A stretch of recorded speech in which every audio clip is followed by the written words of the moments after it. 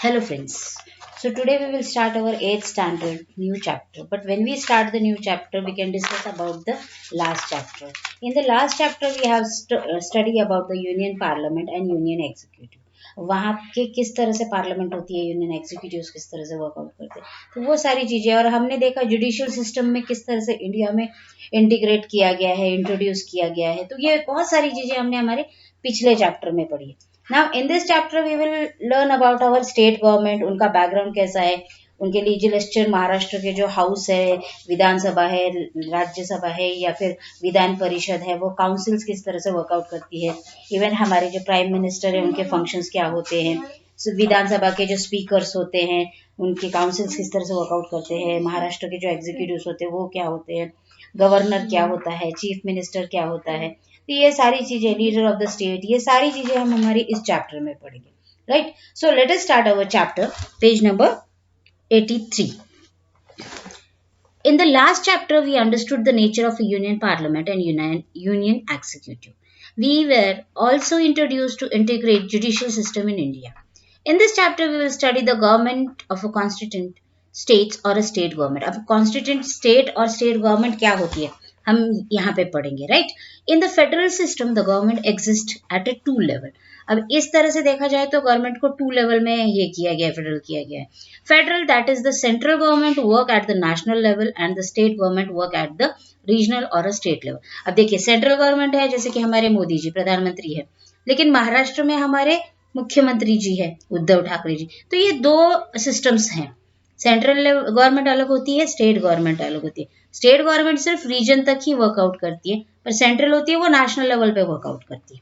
Right, now background. What is the background of our country? India has a large geographic expense with a multicultural population. अब हमारी India देखी जाए तो बहुत बड़ी कंट्री है, इतनी है कि अलग अलग कल्चर्स के लोग, पॉपुलेशन हमारे इंडिया में है. There is a diversity in language, religions, way of life and religion characteristics. अब लोगों की जीवन शैली देखी जाए या उनकी भाषा शैली देखी जाए, उनके कैरेक्टर्स देखे जाए, उनकी लाइफ स्टाइल देखी जाए, तो सबकी अलग अलग है. It's a lot of population in our country. It would not have been a possible to govern from a centralize place. और इस तरह से उन्हें पॉसिबल नहीं है ना सेंट्रलाइज प्लेस में उनको ये करना. Therefore, the Constitution has adopted a federal setup of for India. और इसी वजह से कॉन्स्टिट्यूशन ने सेटअप किया अलग अलग फेडरल, इन्होंने स्टेप्स की. In what decided to form the state on the basis of a language, accordingly linguistic recognization of the state took place. अब लैंग्वेज के हिसाब से उन्होंने स्टेट डिक्लेयर की. महाराष्ट्र मराठी, बिहार में हिंदी, केरला में साउथ. तो इस तरह से उनको अलग अलग स्टेट्स को उन्होंने ये किया. The nature of all government machineries in all states of India is same. However, Jammu and Kashmir is an exception. अब देखा जाए तो जम्मू कश्मीर एक्सेप्शन में रखा गया. अभी कुछ पिछले साल ही 370 के हिसाब से उन्हें भी स्वतंत्र किया गया. जम्मू कश्मीर को भी स्टेट डिक्लेयर किया गया. Let us know study the government in a state in with reference of to Maharashtra. अब महाराष्ट्र का रेफरेंस लेके हम ये पढ़ने वाले हैं. सो इन दैट, अगर आप देखें तो इसमें आपको बहुत सी चीजें कैंसिल हुई है आपके चैप्टर में, बट इस चैप्टर में कैंसिल कुछ भी नहीं हुआ है. ये चैप्टर में सारी की सारी चीजें आपको बताई गई है. India has a 29 constituent state and state government have the responsibility of the governance of the state. अब देखिए 29 स्टेट है, उनमें उनकी उनकी जिम्मेदारी खुद पे है. स्टेट लेजिस्लेचरी, अब स्टेट के जो लेजिस्लेटिव गवर्नमेंट कॉन्स्टिट्यूशन जो भी नियमावली है, like the parliament at the central level, every state has its own legislature. हर सरकार, हर स्टेट की अपनी अपनी एक सरकार होती है. but only 7 states in India have 2 houses, that bicameral legislature. Maharashtra has a bicameral legislature. अब महाराष्ट्र में 2 प्रकार के ये किए जाते हैं, हाउसेस किए जाते हैं, मीन्स विधान भवन और वो जिसे कहते हैं हम. तो right, Maharashtra has a bicameral legislature. the member of a state legislature are known as a member of legislative assembly, like a MLA, or member of a legislative council means MLC. दो members चुने जाते. देखिए now, legislature of Maharashtra. अब legislature of Maharashtra has 2 houses, 2 सभाएं, 2 उनके विधानसभा, मतलब 2 houses बताए गए, नेमली विधानसभा legislative assembly and Vidhan Parishad legislative council. अब विधान परिषद और विधानसभा ये 2 अलग अलग हाउसेस है उनके.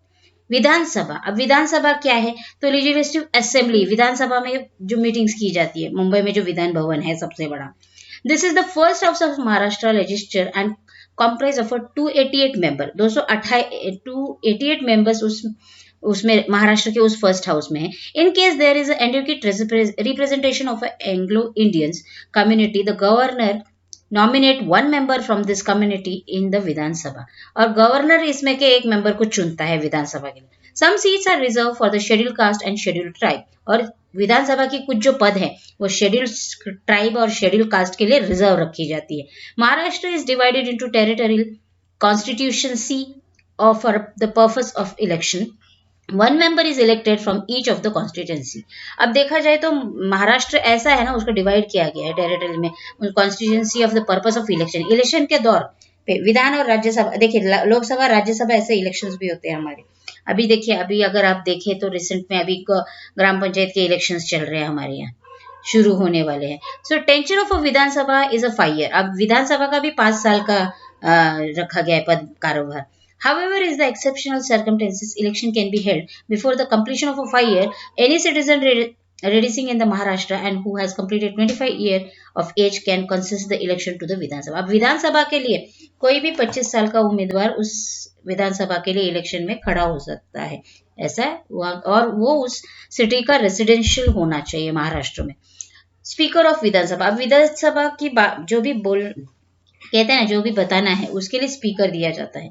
The proceeding of the Vidhan Sabha are carried out under the supervision and the guidance of the speaker. अब जो भी स्पीकर है वो उनकी सारी बातें सुनता है, उसके अंडर ही ये सारी चीजें होती है, उनके गाइडेंस में, उनके सुपरविजन में ही होता है. The elected member of the newly constituted विधान Sabha elected the speaker and deputy speaker of the Vidhan Sabha from amongst themselves. The speaker has a many responsibility which range from the power to prepare the order for business, to carry out the proceeding of the house in the disciplined manner, or to suspend member for misbehave or a misconduct. अब देखिए speaker जो भी है वो first speaker, और उसमें कहा गया, देखिए स्पीकर की रिस्पॉन्सिबिलिटी ऐसी की है, डेप्यूटी स्पीकर और स्पीकर, उनकी रिस्पॉन्सिबिलिटी ऐसी होती है कि अगर उस सभा में कोई भी इलेक्टेड मेंबर जो भी है उसने गलत बिहेवियर किया, डिसिप्लिन का भंग किया, या मैनरलेस जाके या मिसबिहेव किया, तो उस समय वो मेंबर को पूरा अधिकार दिया जाता है कि वो उसे उस वक्त ही सस्पेंड करे. इन the absence of speaker the responsibility is taken over by the deputy speaker. और जब मेन स्पीकर नहीं होता है तो डेप्यूटी स्पीकर को यह अधिकार दिया जाता है. Maharashtra legislature conduct minimum 3 session in a year. Maharashtra में 3 सेशंस होते हैं. The budget session and the monsoon session is conducted in Mumbai while the winter session is conducted in Nagpur. देखिए अभी नागपुर में हिवाड़ी अधिवेशन शुरू हुआ था. मुंबई में हम कहते हैं मानसून के टाइम में हुआ था, पर इस बार कोरोना काल की वजह से सेशन कम ऑनलाइन हुए, तो नागपुर में और मुंबई में ये सेशंस होते हैं. 3 सेशंस होते हैं साल में उनके. Vidhan Parishad legislative council. अब विधान परिषद क्या है, हमने विधानसभा के बारे में पढ़ा, अभी हम विधान भवन के बारे में पढ़ा, हम विधानसभा के बारे में पढ़ा, अब हम विधान परिषद के बारे में पढ़ेंगे. In the second house of the Maharashtra का जो दूसरा भाग मीन्स विधान परिषद. पहले हमने विधानसभा के बारे में पढ़ा जो पहला भाग है, हाउस है. In the second house of the Maharashtra, legislature and member are indirectly elected for a various section of the society. अलग अलग भागों से चुने जाते हैं सोसाइटी के महाराष्ट्र में इनडायरेक्टिव वे में. There are 78 members in the Vidhan परिषद.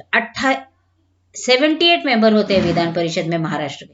Of this some of members who are distinguished personalities from the field of literature, science and social services are nominated by the governor. अब ये इन लोगों की जो पर्सनैलिटी कैसी है, लिटरेचर से हो, साइंस से हो, सोशल सर्विसेज से नॉमिनेट किया जाता है, और वो उन्हें नॉमिनेट कौन करता है, तो गवर्नर करता है हमारे.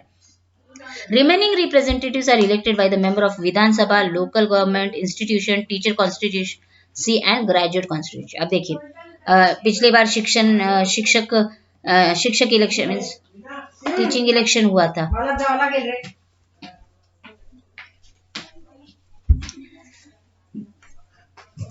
The Vidhan Parishad is neverly fully dissolved. A specific member A specific number of members retire every 2 years, and these vacant seats are filled again by the conducting fresh election for those seats. The proceeding of the Vidhan Parishad are conducted under the control and guidance of the chairman. In absence of chairman, the deputy chairman take over the responsibility. अब देखिए, विधान परिषद की जो है वो 2 साल में vacant होता है सीट, और उसे फुलफिल भी किया जाता है इलेक्शन फॉर दो सीट्स। उन सीट्स के लिए इलेक्शंस होते हैं। इलेक्शंस होने के बाद जो भी इलेक्शन है, the proceeding of Vidhan Parishad are conducted under the control and guidance of the chairman. Chairman के अंडर रह के ये सारी चीजें होती है। In the absence of chairman, deputy chairman होता है, वो सारे कारोबार को संभालता है। Now executive of Maharashtra. अब महाराष्ट्र के executive, the governor, chief minister and the council of minister together from the executive of Maharashtra. अब महाराष्ट्र के जो एग्जीक्यूटिव होते हैं, गवर्नर होते हैं, चीफ मिनिस्टर होते हैं, काउंसिल ऑफ मिनिस्टर होते हैं, ये सारे महाराष्ट्र के एग्जीक्यूटिव। अब गवर्नर कौन होता है? The president is the nominal head at the centre, while the governor is the titular nominal head and state level. State level पे होता है ये governor. Governor is appointed by the president and hold the office during the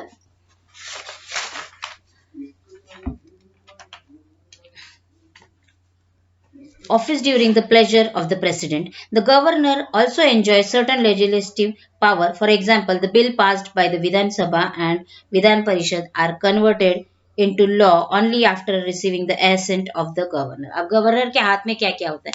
तो वो कोई भी law means कोई भी जो बिल्स है वो पास करना, विधानसभा के हो या विधान परिषद के, तो ये सारी चीजें गवर्नर के हाथ में थी। The governor has the right means the session of the state legislature when the legislature is not in the session but the need arise to make the law। और उनका सेशन में ऐसा है कि उस पर नियम बना सकते हो या लॉ बना सकते हैं। then the governor can issue an ordinance for the same। और गवर्नर इसके लिए ऑर्डिनेंस भी इशू कर सकते हैं। Now we can go for a chief minister and council minister. अब चीफ मिनिस्टर क्या होते हैं? उनके council minister. The leader of the major party is legislative assembly become the chief minister. अब जो असेंबली होती है वो chief minister. The chief minister includes his her trustworthy colleagues in the council of minister. और chief minister अपने विश्वासु पात्र लोगों को ही अपने काउंसिल ऑफ मिनिस्ट्री में रख सकते हैं। Like the prime minister who is the executive head of the union, the chief minister is the head of the state executive. अब देखिए, प्राइम मिनिस्टर जो है वो क्या होते हैं? हेड होते हैं एग्जीक्यूटिव, और तो और चीफ मिनिस्टर होते हैं वो union head of the union. Chief minister is the head of the state executive, state executive होते हैं चीफ मिनिस्टर जो होते हैं। The government of the state is run in the name of the governor। अब जो government चलती है वो गवर्नर के नाम पे चलती है। But in reality the administration is carried out by the chief minister। और इसे सारा चलाने वाला जो मेन होता है वो चीफ मिनिस्टर होता है, पर गवर्नर के नाम पे ये सब चलता है। Now we can go for the function of chief minister. अब चीफ मिनिस्टर के क्या क्या फंक्शंस होते हैं? देखिए, मैंने यहाँ पे बताया उनके पावर और फंक्शंस के बारे में आपको। Creation of a state executive. State executive कैसे क्रिएट किया जाता है? After proving the majority the chief minister from he sir council of minister. अब चीफ मिनिस्टर की मेजोरिटी पे डिपेंड होता है council ministry. This is a challenge task become in order to make the council more representative various regions and social group, scheduled caste, scheduled tribe, other backward class, women and minority etc। अब देखिए किस तरह से represent किया जाता है council को। Means schedule caste वाले हो, शेड्यूल ट्राइब हो, और बैकवर्ड हो, वुमेन्स हो, माइनॉरिटीज हो, इन सबको मिला के ये चीजें की जाती है। Now how to be accommodated किया जाता है उन्हें। If no party secure a clear majority, different parties can came together to form the government। और अगर वो पार्टी क्लियर नहीं है तो दूसरी पार्टी आके वहां पे गवर्नमेंट फॉर्म कर सकती है। In such case the chief minister has to perform the difficult task of giving a place to all the constituent parties in the alliance. इसीलिए चीफ मिनिस्टर क्या है? In case the chief minister has to perform the difficult task, उनके लिए difficult task होता है कि give a place to all constituent parties. सभी party के लिए वो ये कर नहीं पाते। Distribution of portfolio. अब पोर्टफोलियो किस तरह से डिस्ट्रीब्यूशन होता है? After the formation of council of minister the chief minister has to distribute portfolio among the minister। While distributing portfolio, she has to consider the political experience, administrative skills, awareness of a public opinion, leadership qualities etc। अब जैसे कि portfolio अगर distribute करना है तो minister क्या check करते हैं? चीफ मिनिस्टर हमारे, तो वो चेक करते हैं कि उनकी क्वालिटीज कैसी है, उनका एक्सपीरियंस क्या है, उनकी एडमिनिस्ट्रेटिव स्किल कैसी है, वो पब्लिक ओपिनियन क्या है उनके लिए, लीडरशिप क्वालिटीज है या नहीं। तो ये सारी चीजें हमारे चीफ मिनिस्टर चेक करके उसके बाद ही पोर्टफोलियो उनको दे सकते हैं। Now coordination between ministers and department. अब मिनिस्टर्स और डिपार्टमेंट के बीच में किस तरह का कोऑर्डिनेशन होना चाहिए, कैसा बिहेवियर होना चाहिए। Now the chief minister along with the Council of Ministers are collectively responsible to the Legislative Assembly. The Chief Minister bear the ultimate responsibility of the efficient administration. Absence of a cooperation and coordination between departments can affect the working of the government.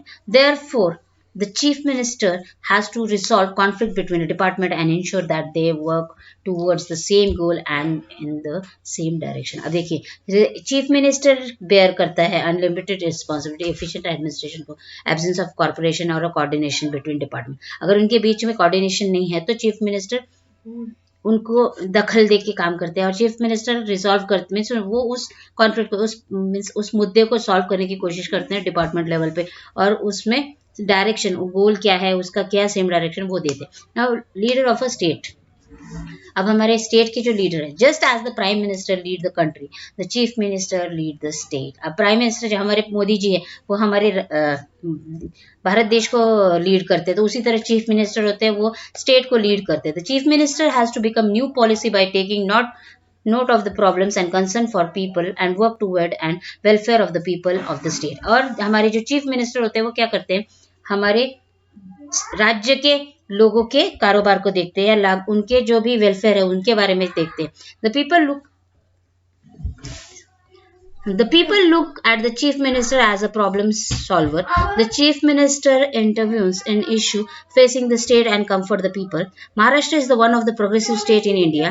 The state lead in a sector like education, industry, service sector, health and social security, etc.